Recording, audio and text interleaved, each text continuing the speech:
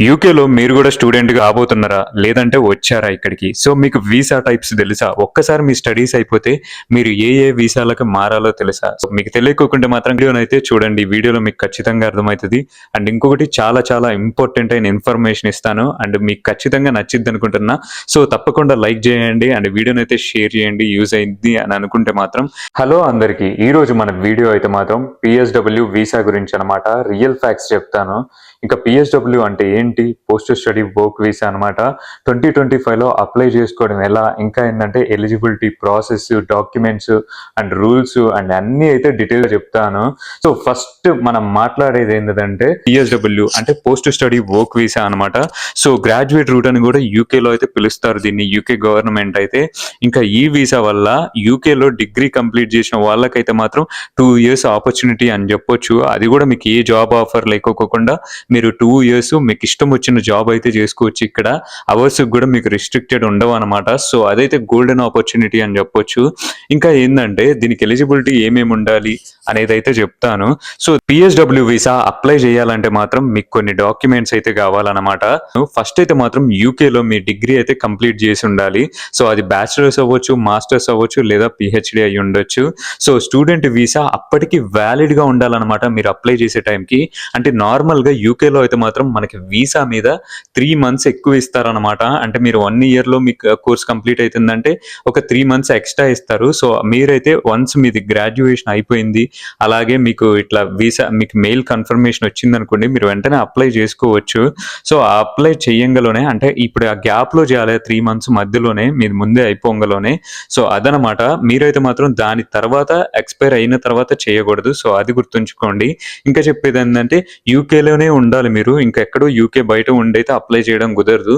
ఇంకా university confirmation అయితే కావాలన్నమాట. సో, ట్రాన్స్‌క్రిప్ట్ గాని లేకుంటే ఈమెయిల్ కన్ఫర్మేషన్ అయితే మీ యూనివర్సిటీ నుంచి కావాలి. దీనికి అప్లై చేసుకోవాలి.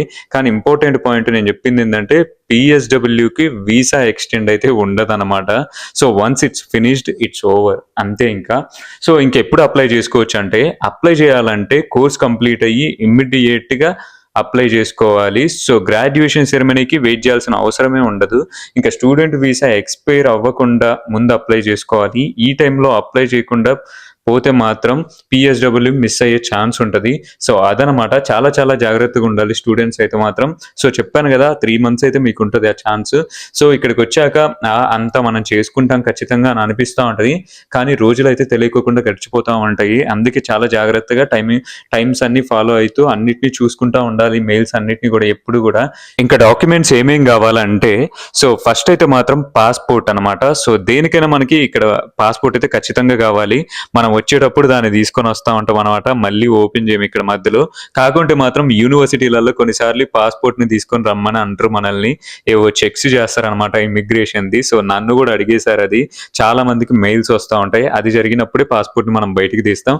సో, దీనికైతే మాత్రం ఇంకా అది పక్కకు పెట్టేసి దీంట్లోకి వచ్చేస్తే మనకైతే ఫస్ట్‌ది పాస్‌పోర్ట్ అనమాట కావాల్సింది. ఇంకా ఏందంటే బయోమెట్రిక్ రెసిడెన్స్ పర్మిట్, అదే మనం బీఆర్‌పీ అంటాం కదా అదే అనమాట. ఇంకా యూనివర్సిటీ కోర్స్ కంప్లీటేషన్ మెయిల్ కావచ్చు, ట్రాన్స్‌క్రిప్ట్ కావచ్చు. ఆల్రెడీ చెప్పాను కదా మీకు. ఇంకేందంటే మనమైతే మాత్రం యూకేలో అంటే యూకేకి స్టూడెంట్‌గా వచ్చేటప్పుడు అయితే మాత్రం మన ఫండ్స్ చూపియాలి. మనం ఇక్కడ ఎలా సర్వైవ్ అవుతాం అని చెప్పేసి. బట్ పీఎస్‌డబ్ల్యూకి అప్లై చేసేటప్పుడు మాత్రం మనం ఏమి ఫండ్స్ చూపించాల్సిన అవసరం లేదు. జాబ్ ఆఫర్ కూడా అవసరం లేదనమాట. ఇది ఎప్పుడు కావాలంటే స్కిల్డ్ వర్కర్‌లోకి అయితున్నప్పుడు అప్పుడు మనకి ఆఫర్ చూపించాలి. జాబ్ ఆఫర్ అవన్నీ కూడా. సో, ఇంకా నెక్స్ట్‌ది ఏంటిదంటే ఇప్పుడు ఈ పీఎస్‌డబ్ల్యూకి వీసాకి అప్లికేషన్ ప్రాసెస్ ఎలా ఉంటది అండ్ ఎంత టైం తీసుకుంటది అని అంటే సో, ఫస్ట్ అయితే మాత్రం దీనికి అప్లై చేయాలంటే gov.uk అని ఉంటది వెబ్‌సైట్. సో, దాంట్లో గ్రాడ్యుయేట్ రూట్ అని ఉంటది. సో, దాన్ని సెలెక్ట్ చేసుకోవాలి. ఇంకా ఫామ్ అయితే ఫిల్ చేయాలన్నమాట. అక్కడైతే పర్సనల్, పాస్‌పోర్ట్ డీటెయిల్స్, ఇంకా కోర్సు డీటెయిల్స్ అన్నీ అడుగుతదనమాట. వాటన్నిటిని ఫిల్ చేసేయాలి. ఇంకా చూస్తే మాత్రం అదే వీసా ఫీ ఉంటదనమాట. సో, దీనికి మనం డబ్బులు కట్టాలి. మనకైతే నార్మల్‌గా ఫ్రీగా ఏది జరగదు. ఇక్కడ చెప్పాను కదా నేను ఇంతకు ముందు వీడియోస్‌లో కూడా చెప్తానన్నమాట. వన్స్ స్టూడెంట్ ఫేజ్ అయిపోయింది అని అనుకోండి, మనం ప్రతి దానికి ఇక్కడ డబ్బులు కడుతూనే ఉండాలి. ఇప్పుడు ఏంటిదంటే అప్రాక్సిమేట్ గా £822 ఇలా ఉంటదన్నమాట. సో వీసా ఫీ అయితే ఇంకా చెప్పేది ఏంటంటే మర్చిపోయింది ఏంటంటే మనం యూజ్ చేయని ఐహెచ్ఎస్ ఫీ అనమాట. సో మనం వచ్చేటప్పుడు 1 year కో 2 years కో ఐహెచ్ఎస్ ఫీజు కట్టేసి వచ్చినాం ఇక్కడ 2 లక్షలు అలా.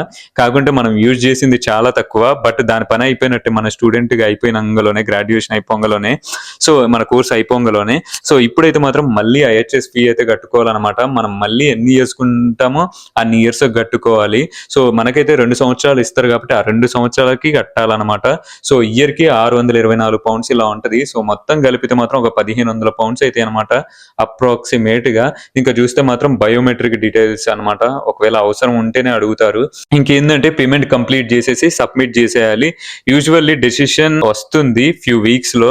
చెప్పాలంటే 8 weeks అయితే అప్రాక్సిమేట్ గా అయితే చెప్తా ఉంటారు అనమాట. బట్ కొంతమందికి తొందర రావచ్చు, లేకంటే కొంతమందికి కొంచెం లేట్ కూడా అవుతుంది అనమాట.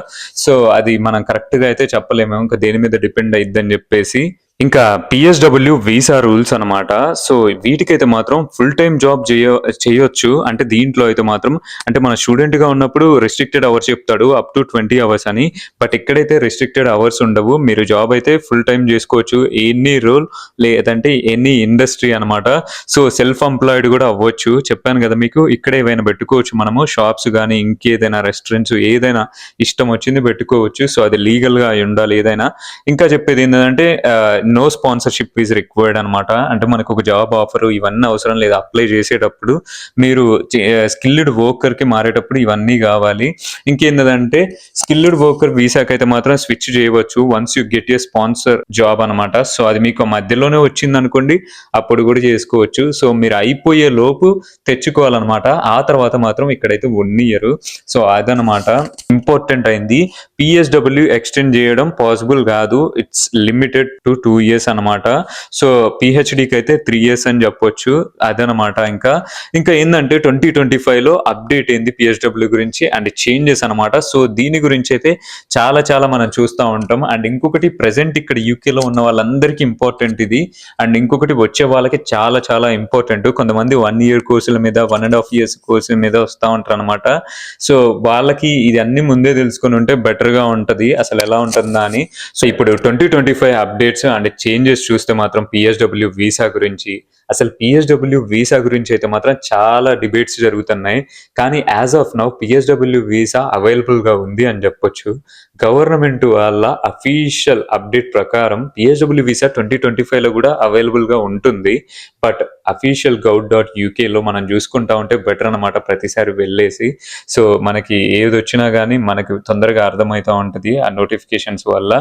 ఇంకా ఏంటంటే అసలు పిఎస్డబ్ల్యూ అనేది ఇంటర్నేషనల్ స్టూడెంట్స్ కి ఎందుకు అవసరం అనేది అయితే చెప్దాము. సో పిఎస్డబ్ల్యూ వీసాలో అంటే ఇది గోల్డెన్ ఆపర్చునిటీ అని చెప్పొచ్చు. ఎందుకంటే యూకేలో స్టడీస్ కంప్లీట్ అయినాక మీకు 2 to 3 years job search and career building కి ఉంటుంది. సో మనకి అంత తొందరగా రావాలంటే ఏది రాదు స్టడీస్ కంప్లీట్ అయ్యేటప్పటికీ కూడా. సో స్టడీస్ కంప్లీట్ అయ్యాక 2 years మనకి ఇక్కడ ఇచ్చినా కానీ కూడా స్పాన్సర్ చేసే వాళ్ళు అంత ఈజీగా దొరకరు అనమాట. సో మీకు స్కిల్స్ ఉండాలి, ఎక్స్పీరియన్స్ ఉంటే బెటర్ అని చెప్తాము. ఇంకేంటంటే యూకేలో permanent settlement or higher level visas కి అయితే PSW visa is the first step అని చెప్పొచ్చు. సో ఎప్పుడైతే డిగ్రీ కంప్లీట్ చేస్తే పిఎస్డబ్ల్యూ అప్లై చేయండి. It's a great chance to stay in the UK and build your future. ఇప్పుడు చెప్తాను అసలు వీసాస్ ఏంటి యూకేలో. మీరు స్టూడెంట్ గా వచ్చిన తర్వాత డిఫరెన్స్ ఏంటి వాటికి. మీకు స్టూడెంట్ వీసా అంటే టైర్ 4 వీసా అనమాట. సో దాని తర్వాత మీరు వేసేది ఏంటంటే పిఎస్డబ్ల్యూ వీసా. అదైపోయాక మీరు అప్లై చేసుకునేది ఏంటంటే స్కిల్డ్ వర్కర్ వీసా అనమాట. సో ఇట్లా 3 types అయితే ఉంటాయి. ఇంకా చూస్తే మాత్రం ఇందులో ఫస్ట్ వీసా అంటే టైర్ 4 వీసా మీరు వచ్చేది అది స్టడీ పర్పస్ కి వేస్తాం అనమాట. దాని తర్వాత పిఎస్డబ్ల్యూలో ఏమో వర్క్ ఆఫ్టర్ స్టడీ. సో చదువు అయిపోయినాక మనం వర్క్ చేసుకోవడానికి. ఇంకేందంటే స్కిల్డ్ వర్కర్ వీసా అంటే వర్క్ ఇన్ స్పాన్సర్షిప్ జాబ్. అంటే మనకి స్పాన్సర్షిప్ జాబ్ అంటే మనం ఇక్కడ ఉండడానికి యూకేలో వాళ్ళు మనకి ఒక జాబ్ ప్రొవైడ్ చేస్తారనమాట. సో ఆ జాబ్ కి మనకి ఈ యూకే గవర్నమెంట్ కి ఒక శాలరీ అనేది థ్రెషోల్డ్ ఉంటది, మీ దానికి మీట్ అయి ఉండాలి. సో యూకే గవర్నమెంట్ అనేది థ్రెషోల్డ్ అయితే పెట్టింది ఉండిద్ది అనమాట ఈ స్పాన్సర్షిప్ జాబ్స్ కి కూడా పర్టికులర్ గా ఒక్కొక్క దానికి ఒక్కొక్కలాగా. అండ్ ఇంకొకటి అది ఇయర్ గా మారుతూనే ఉంటుంది. అండ్ రీసెంట్ గా 2024 లో అయితే మాత్రం థ్రెషోల్డ్ అయితే మారిందనమాట, పెరిగింది, ఇంక్రీజ్ అయింది. కొన్ని కంపెనీస్ అయితే మాత్రం స్పాన్సర్షిప్ ప్రొవైడ్ చేస్తాయి. స్పాన్సర్షిప్ అంటే ఏం లేదు, మీకు యూకేలో ఉండడానికి ఆపర్చునిటీ ఇస్తానన్నమాట. సో ఒకవేళ మీ కోర్స్ అయిపోయి మీకు ఒక మంచి కంపెనీ నుంచి ఒక ఆఫర్ వచ్చింది అనుకోండి, అది కూడా స్పాన్సర్షిప్ మీద వచ్చింది అనుకోండి, అసలు మీకు ఇంకా ఇక్కడ ఉన్నట్టే అనమాట. అది ఇంకా వర్క్ వీసా అంటేనేమో చెప్పేసిన ఆల్రెడీ. అయితే ఇంకా ఎలిజిబిలిటీ విషయానికి వస్తే మాత్రం స్టూడెంట్ ఫస్ట్ టైర్ 4 వీసా అయితే మాత్రం యూకే యూనివర్సిటీ అడ్మిషన్కి వస్తుంది అనమాట, అంటే చదువుకి మొత్తానికి కూడా ఇది. అండ్ పిహెచ్డబ్ల్యూ అయితే మాత్రం యూకే డిగ్రీ అనేది చేతికి వచ్చినాక స్టార్ట్ అవుతుంది. ఇంకా స్పాన్సర్షిప్ జాబ్ అంటే మాత్రం శాలరీ క్రైటీరియాకి మీట్ అయి ఉండాలన్నమాట, ఇందాక చెప్పినట్టుగానే. ఇంకా డ్యూరేషన్ అయితే మాత్రం టైర్ 4 వీసా డ్యూరేషన్ ఎలా ఉంటుంది అంటే కోర్స్ టైం మొత్తంకి ఉంటుంది. దాని తర్వాత మనకి పిహెచ్డబ్ల్యూ అయితే 2 years ఆర్ 3 years అనమాట. 3 years అంటే మనం ఒకటి చెప్దాము, అది పిహెచ్డికి అనమాట. ఇంకా 2 years అంటే 1 year కోర్స్ వాళ్ళకైనా 2 years కోర్స్ వాళ్ళకైనా 2 years అయితే ఇస్తారనమాట పోస్ట్ స్టడీ వర్క్ వీసా అయితే. అండ్ ఇంకొకటి ఏంటంటే స్కిల్డ్ వర్కర్ వీసా ఉంటుంది అనమాట. సో స్కిల్డ్ వర్కర్ వీసా అదే స్పాన్సర్ జాబ్ మీద ఇచ్చేదైతే మాత్రం అప్ టు 5 years ఇస్తారనమాట దీన్నైతే మాత్రం. సో జాబ్ రిక్వైర్డ్ అని అంటే స్టూడెంట్ ఉన్నప్పుడు మీకైతే జాబ్ రిక్వైర్డ్ కాదు టైర్ 4 మీద. ఇంకా చెప్పేది ఏంటంటే పిహెచ్డబ్ల్యూలో అయితే అసలు అవసరం కూడా లేదు, బట్ స్పాన్సర్ జాబ్ అప్పుడు మాత్రం మీకైతే కావాలన్నమాట. టైర్ 4 మీద స్పాన్సర్ కావాలి, కానీ మీ టైర్ 4 వీసా మీద ఉన్నప్పుడు మీ స్పాన్సర్ యూనివర్సిటీ అనమాట.